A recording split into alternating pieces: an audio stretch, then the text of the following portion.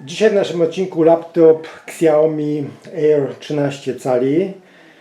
Laptopik ten trafił do naszego warsztatu w celu przeróbki go na system macOS. I oczywiście instalacja macOS się tutaj udała. I opowiemy sobie trochę o tym laptopiku. No Xiaomi wiadomo, także typowo całkowicie chiński produkt, można by powiedzieć. Mały, kompaktowy.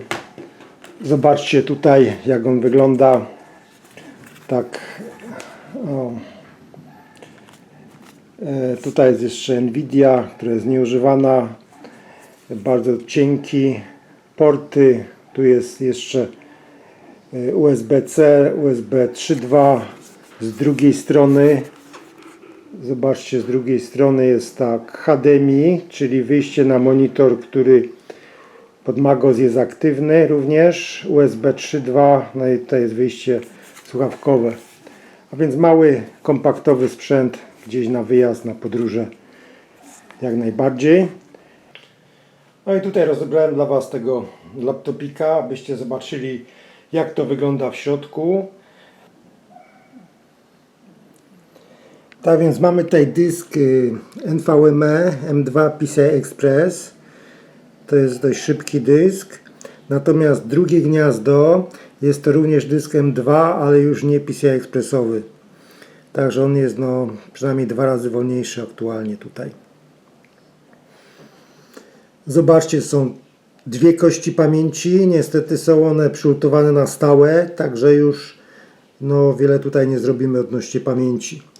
Natomiast opcja tego dysku jest dość fajna, ponieważ możemy sobie zainstalować Windows, ewentualnie użyć ten dysk na dane dla systemu macOS.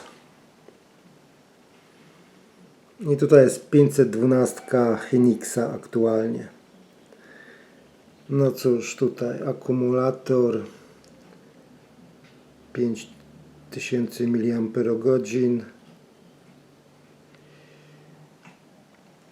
No tutaj pokrywa, zobaczcie, tu jest jeszcze Nvidia NX 150. Nvidia nie jest używana właśnie pod macOSem, jest używany tylko Intel UHD 620. Tutaj BIOS tego laptopika.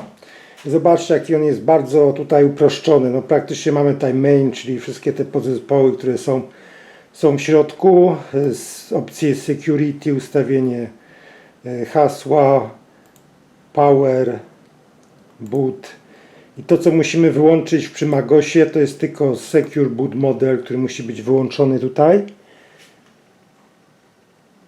No jeszcze w opcji boot możemy sobie zmienić kolejność startowania, z którego dysku czy tam pendrive'a ma startować. No i to jest wszystko, jeżeli chodzi o BIOS tutaj. Także bardzo uproszczony w stosunku do, powiedzmy, innych laptopów, czy już nie mówiąc o komputerach stacjonarnych. Włączamy sprzęcik.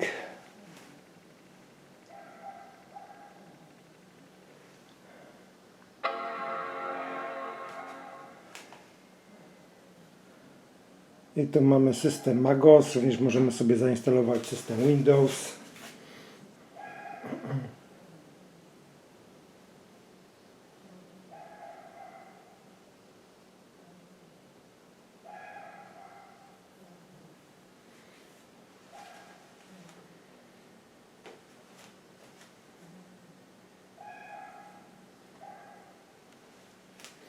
Hasło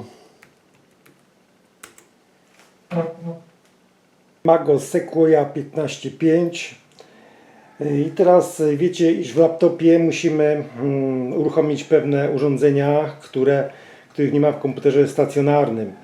Są to m.in. trackpad, obsługa klawiszy funkcyjnych, wyświetlacza, wskaźnik naładowania baterii. To są rzeczy, które są w laptopie, a nie ma ich na przykład w komputerze stacjonarnym. I tak jak tutaj zobaczcie, iż mamy te klawisze funkcyjne, którymi sobie możemy tutaj regulować jasność ekranu.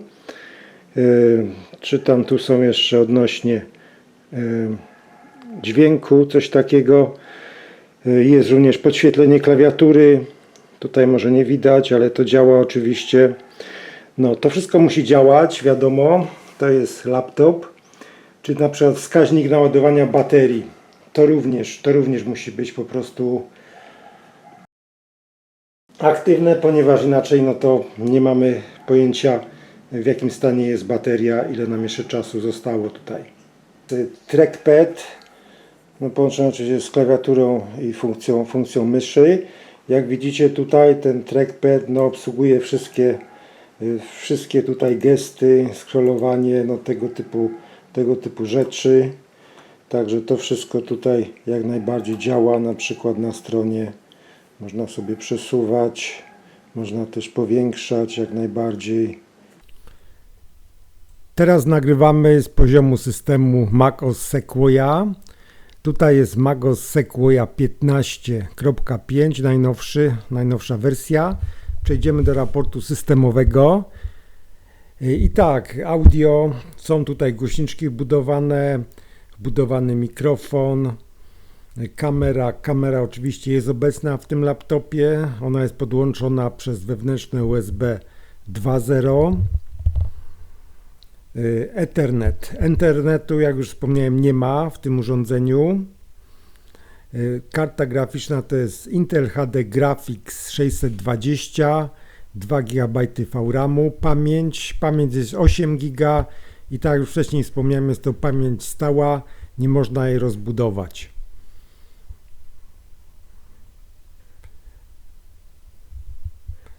Następnie tak, NVMe Express, tutaj mamy dysk podłączony z systemu macOS, to jest Hynix 520 GB. No i urządzenia USB, tutaj mamy Bluetooth, trackpad podłączony, wszystkie inne urządzenia na USB.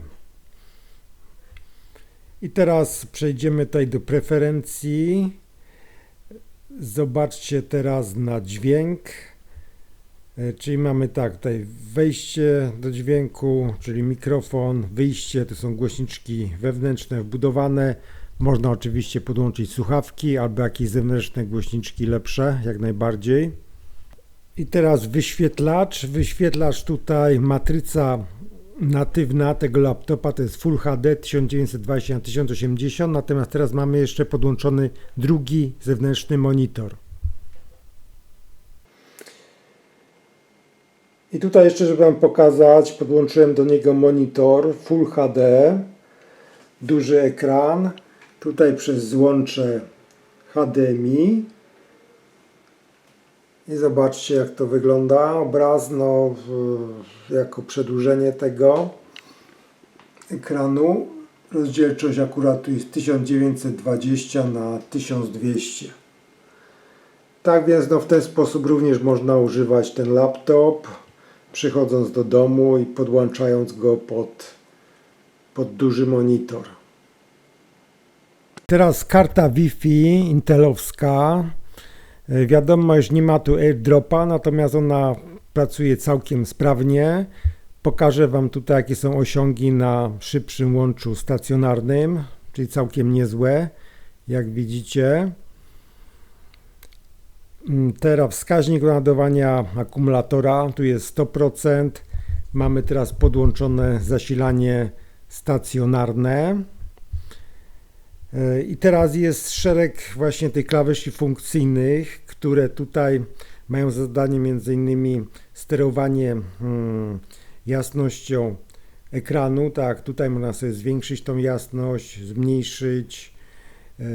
Inne klawisze funkcyjne potrafią zmniejszać głośność dźwięku. Są jeszcze oczywiście do podświetlania klawiatury. Wszystko działa tutaj jak najbardziej.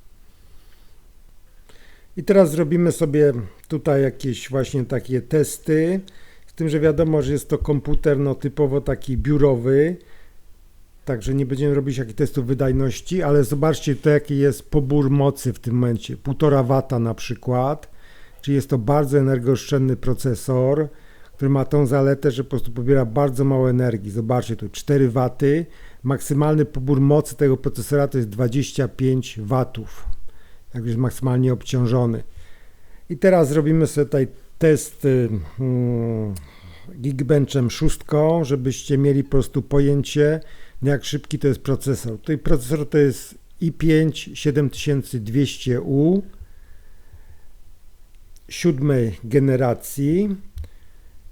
I teraz zapuszczamy test. On oczywiście będzie w przyspieszeniu, żebyśmy tutaj długo nie czekali.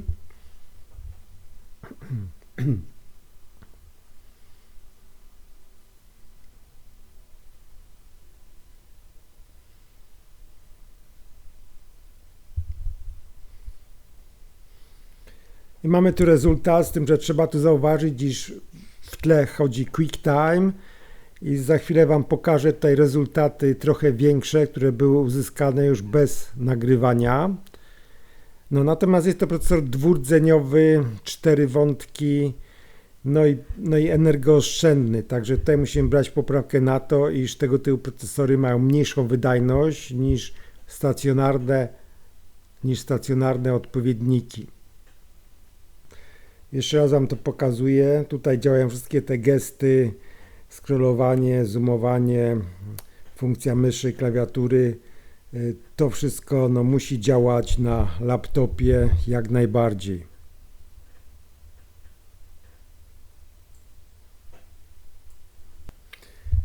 I teraz jeszcze możemy sobie zrobić test szybkości tego dysku systemowego.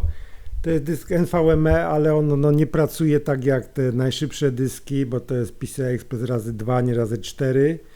Także tutaj osiągi są takie na poziomie właśnie 1100-1200 góra przy odczycie.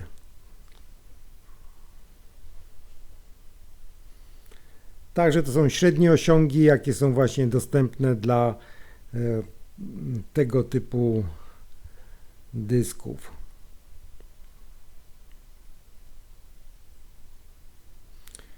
I tutaj jeszcze kamerka.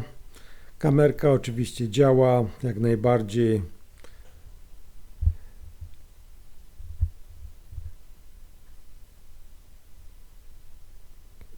No i cóż, teraz wnioski końcowe. Można powiedzieć, że ta konwersja udała się w 100%. Konwersja PC-ta na system Mac OS. I teraz pytanie, czy to się opłaca? Oczywiście, jeżeli macie już taki laptop, to zawsze się opłaca zainstalowanie systemu Mac OS. Ponieważ natomiast jeżeli nie macie takiego laptopa, no to trzeba wiedzieć, iż nawet używane laptopy są 3 razy tańsze od ich oryginalnych odpowiedników. Także oczywiście opłacalność takiego przedsięwzięcia zależy od tego, im bardziej będzie lepiej wyposażony laptop, tym bardziej się opłaca jego przeróbka na system Mac OS. Wiadomo, iż tutaj w przypadku tego laptopa ostatnim systemem, który był wspierany, był Windows 10. No i teraz wiadomo, iż Sequoia to zawsze przedłuży jego żywot. I teraz tak, gdzie takie konwersje PC na Mac zrobić? Oczywiście w naszym serwisie robimy przeróbkę sprzętu PC na system Mac OS. Jeżeli chodzi o laptopy, przyjmujemy wszystkie laptopy od powiedzmy 3. generacji aż do 10. generacji. Najnowsze to nie wchodzą w grę z wiadomych powodów. Można oczywiście taki laptop do nas przysłać, no i będziecie mieli efekt taki, jak widzicie tutaj na tym filmiku. No cóż, to wszystko w tym odcinku. Dziękuję za uwagę i zapraszam do oglądania następnych produkcji.